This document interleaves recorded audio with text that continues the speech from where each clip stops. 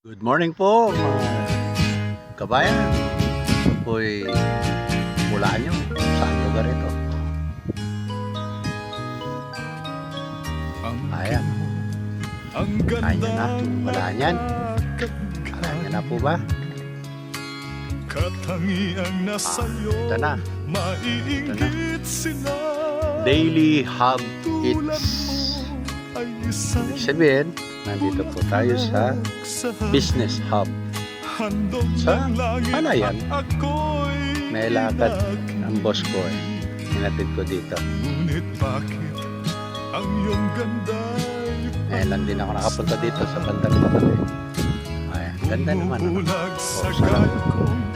Ayan, one-stop service center for OFWs. Malinis. Yan.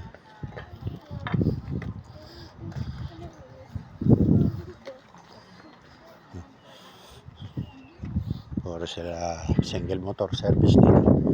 May dinaanan po kaming gate doon. May guard. Ayun. May guardhouse sa entrance. Ang ganda rin.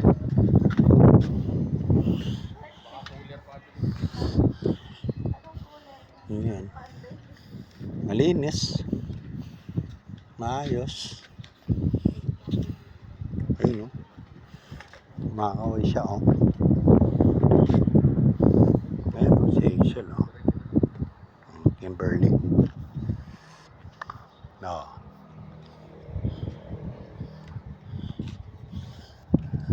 Yan. Lahat pa tayo ng konti dito.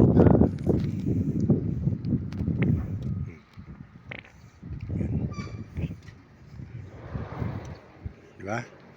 Alright guys. Silipin lang natin dito. Ano ba itong mga to? Ang daming office chairs and tables. Ginawang stock house na lang itong stock area na lang ito. Napakagandang parang function hall na yun. May papaya pa. Mainit na yung araw. Ang oras po ngayon mag-aalas 10. Walang pasok ang mga elementary, kaya nakagawa ng pansariling lakad itong si Boss Eileen. Ito yung likod.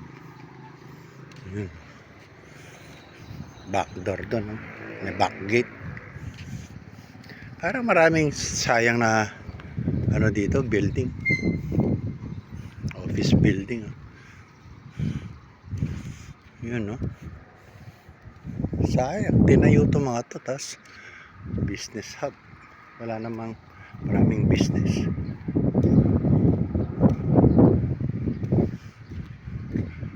Diba?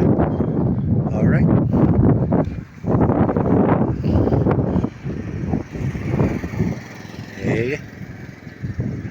Magkakape muna tayo. Magtagal si Darling. Dala tayong kape dito Ayun. Sige po. Kaway-kaway. Bye.